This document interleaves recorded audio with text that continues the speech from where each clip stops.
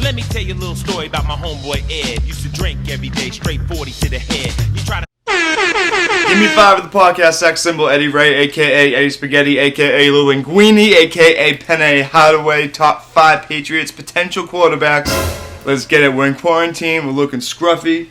We got luxurious liquors. Let's do it. Alright, so if you've been living underneath a rock while you're in quarantine the past week, Thomas Patrick Edward Brady has left the New England Patriots. I can't lie, I've been a little depressed. I've been in the shower, my legs crossed, Indian style, just pouring away my sorrows and pain.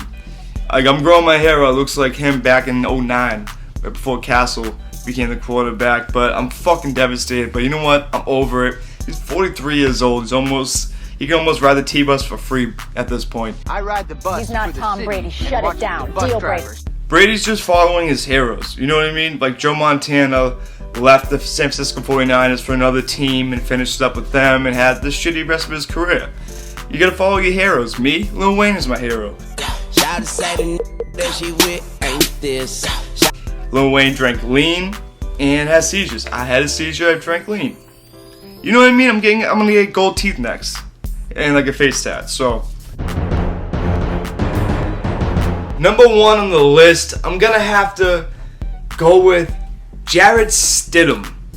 Jarrett the Ferret Stidham. Let's go with Jarrett, who was terrible. I mean, he wasn't terrible at Auburn, but he was terrible last season. He loves to throw interceptions. But let's go with him. Let's tank for Thor, a.k.a. Trevor Lawrence. You know what I mean? Trevor was 6'6", 220. Beautiful quarterback statue. He's like fucking a Michelangelo statue in Rome or something. He threw for 66 touchdowns, 12 interceptions, and 6,900 yards in his career that's not over yet. He's still. Now, I don't typically trust quarterbacks who's number 4.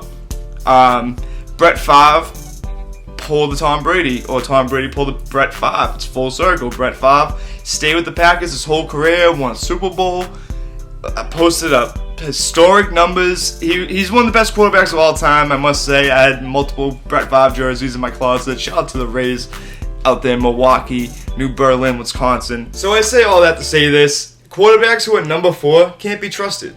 You know, Brett Favre does Viagra commercials or one of those male enhancement joints. Hey, Brett. I want my quarterback to be potent. Finally knock someone up.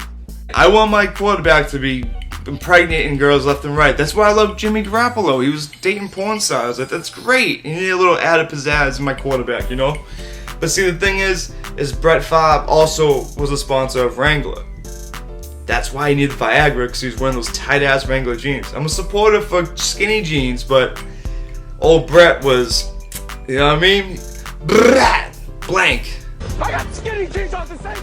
I think we should just get Jameis Winston. It'd be like a trade in some sorts, and he'd be a cheap price. Like, the waiter the Patriots and Robert Kraft and Belichick wait, the cheaper the contracts are gonna be down the line for these quarterbacks, because they're not gonna have a job.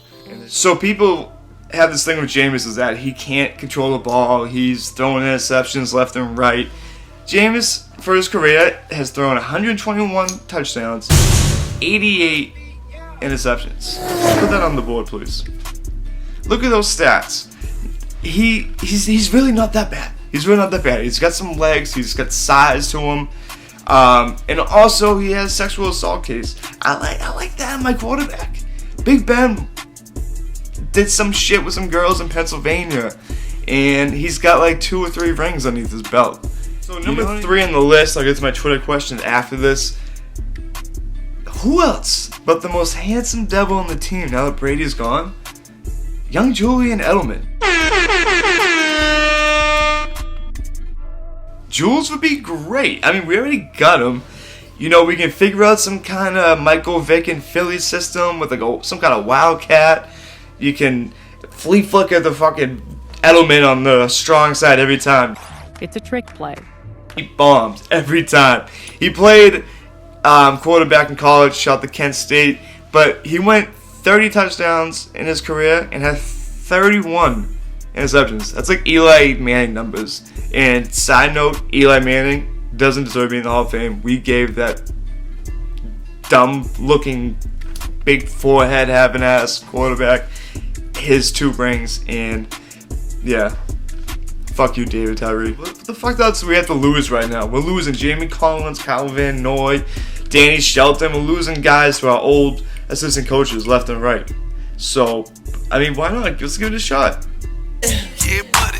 Swerving like a motherfucker. Just got the pack. Was Andy Dalton and Jameis Winston tied at 35%? Derek Carr with a whopping 5%. You can keep his ass. He looks like he wears mascara every day, and I hate his brother.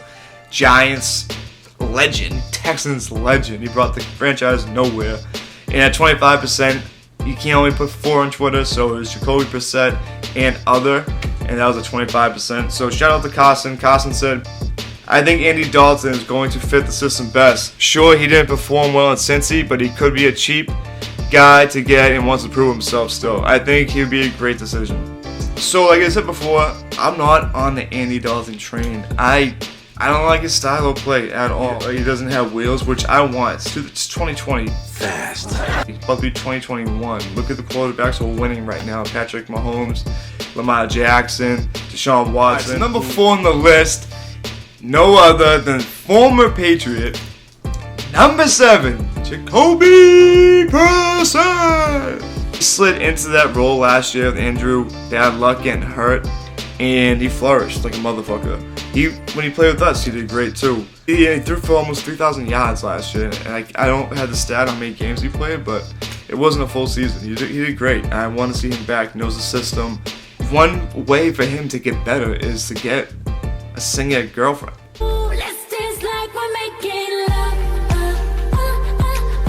Russell Wilson was good. Like, he was ill in Wisconsin.